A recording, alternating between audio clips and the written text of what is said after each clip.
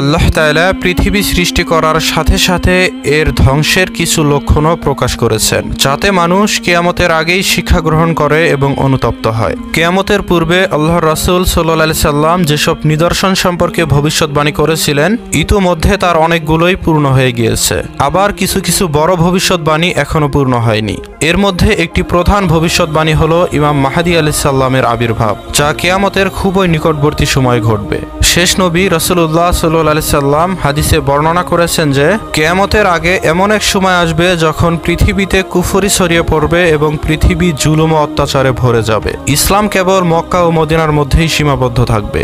সেই সময় নবীজি সাল্লাল্লাহু আলাইহি সাল্লামের কন্যা সাইয়েদা ফাতিমা রাদিয়াল্লাহু তাআলা আনহার বংশ থেকে এমন একজন ব্যক্তির জন্ম হবে যিনি পৃথিবীতে ন্যায় বিচার এবং ইনসাফে পরিপূর্ণ করবেন এবং তার শাসন সমগ্র পৃথিবীর উপর বিস্তৃত হবে। অতএব নবীজি সাল্লাল্লাহু আলাইহি সাল্লাম বলেছেন, পৃথিবী ততদিন পর্যন্ত শেষ হবে না যতদিন পর্যন্ত না আমার অথবা আমার পরিবারের একজন ব্যক্তি আরবের বাদশাহ হন। তার নাম হবে আমার নামের মতো অর্থাৎ মুহাম্মদ, এবং তার পিতার নাম হবে আমার পিতার নামের মতো অর্থাৎ আব্দুল্লাহ। তিনি পৃথিবীতে ন্যায় বিচার এবং সাম্য দিয়ে পরিপূর্ণ করে দেবেন, ঠিক যেমন তা জুলুম এবং অবিচারে পরিপূর্ণ ছিল। তো সম্মানিত ভাই বোনেরা, এই রওয়ায়াত থেকে বোঝা যায় যে কিয়ামতের কাছাকাছি সময়ে মুসলমানদের হাত থেকে ক্ষমতা কেড়ে নেওয়া হবে, অবস্থা খারাপ থেকে আরো খারাপের দিকে চলে যাবে এবং অবিশ্বাস ও শিরক সর্বত্র বিরাজমান হয়ে উঠবে। এই সময়কালে ক্ষমতায় অধিষ্ঠিত যে নেতারা হবেন তারা অত্যাচারী নেতাদের আনুগত্য করবেন। তারা তাদের দেশে জুলুম এবং অত্যাচার দিয়ে ছয়লাভ করে দেবে।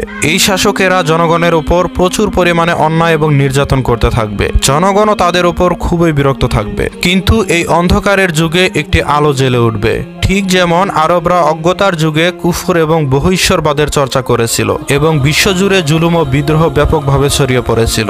এবং সেই সময় আল্লাহ তাআলা বিশ্বজগতে রাসূলুল্লাহ সাল্লাল্লাহু আলাইহি সাল্লামকে মানব জাতির পথপ্রদর্শনের জন্য প্রেরণ করেছিলেন। ঠিক একইভাবে আসন্ন কিয়ামতের এই ভয়াবহ পরিস্থিতিতে মহান আল্লাহ রাব্বুল আলামিন ইমাম মাহদী আলাইহিস সালামকে প্রেরণ করবেন। হযরত জাবির ইবনে আব্দুল্লাহ রাদিয়াল্লাহু তাআলা আনহু থেকে বর্ণিত আছে যে রাসূলুল্লাহ সাল্লাল্লাহু আলাইহি সাল্লাম বলেছেন, হে সাহাবীরা, এমন একটি সময় তোমাদের সামনে নিকটবর্তী যখন ইরাকের লোকদের ধনসম্পদ এবং শস্য আনা নিষিদ্ধ করা হবে। তখন সাহাবীরা জিজ্ঞেস করলেন, ইয়া রাসূলুল্লাহ, এই নিষেধাজ্ঞা আরব কে করবে? তখন নবীজি বললেন, এই নিষেধাজ্ঞা বিদেশিদের পক্ষ থেকে আসবে। তারপর রাসূলুল্লাহ সাল্লাল্লাহু আলাইহি সাল্লাম একটু নীরব থেকে তারপর তিনি আবারও বললেন যে সময় ঘনিয়ে এসেছে যখন সিরিয়ার জনগণের উপরও এই নিষেধাজ্ঞা আরোপ করা হবে।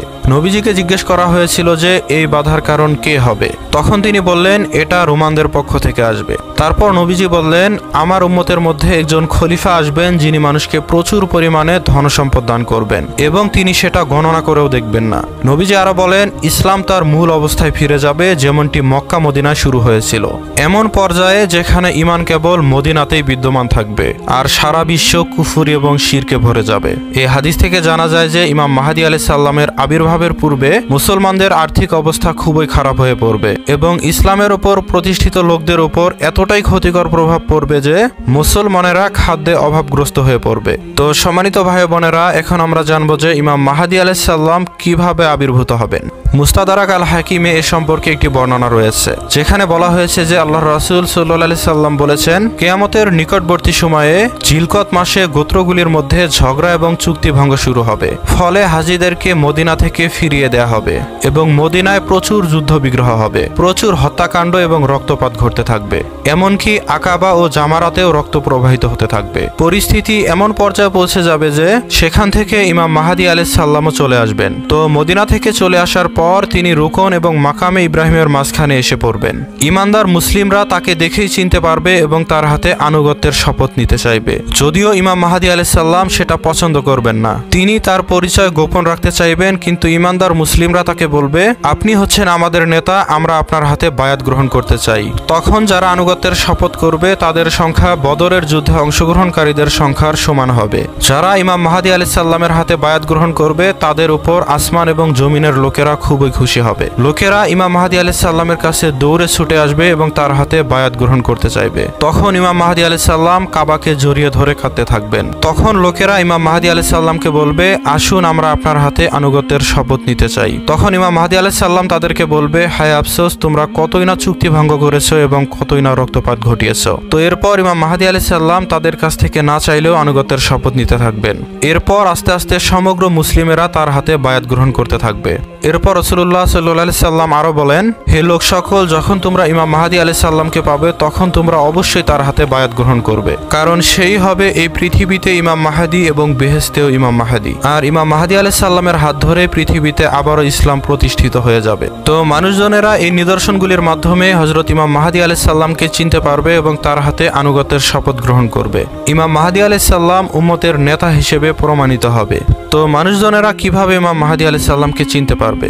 প্রকৃতপক্ষে ইমাম মাহদী আলাইহিস সালামের আবির্ভাবের আগেই কিছু নিদর্শন পূর্ণ হয়ে যাবে, যার মধ্যে রয়েছে ঈসা আলাইহিস সালামের আবির্ভাব, পশ্চিম দিক থেকে সূর্যোদয় এবং পূর্ব দিক থেকে এক বিরাট অগ্নিকুণ্ডের আবির্ভাব, যা হাদিসে রাসূলুল্লাহ সাল্লাল্লাহু আলাইহি সাল্লাম ভবিষ্যৎবাণী করেছিলেন।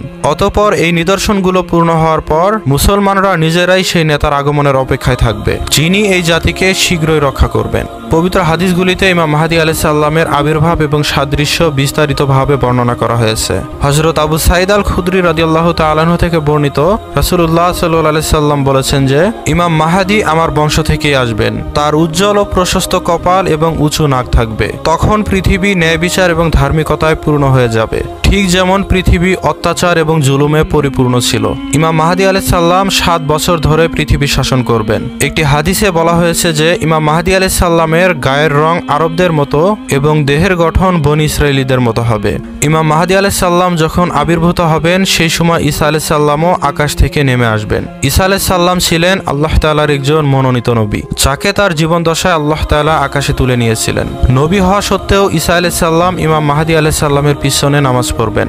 রাসূলুল্লাহ সাল্লাল্লাহু আলাইহি সাল্লাম বর্ণনা করেন যে হযরত ঈসা আলাইহিস সালাম ফজরের নামাজের সময় দামেস্কের মসজিদের পূর্ব দিকের মিনারে অবতরণ করবেন। সেই সময় তিনি দেখতে পাবেন যে হযরত ইমাম মাহদী আলাইহিস সালাম নামাজ শুরু করতে চলেছেন। তো ইমাম মাহদী আলাইহিস সালামও অনুভব করতে পারবেন যে ঈসা আলাইহিস সালাম অবতরণ করেছেন।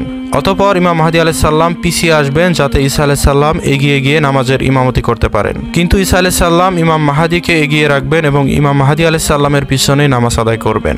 এরপর ইমাম মাহদী এবং হযরত ঈসা আলাইহিস সালাম একসাথে এক সৈন্যদল নিয়ে বের হবেন এবং দাজ্জালের বিরুদ্ধে যুদ্ধ করবেন এবং তাকে হত্যা করে ফেলবেন।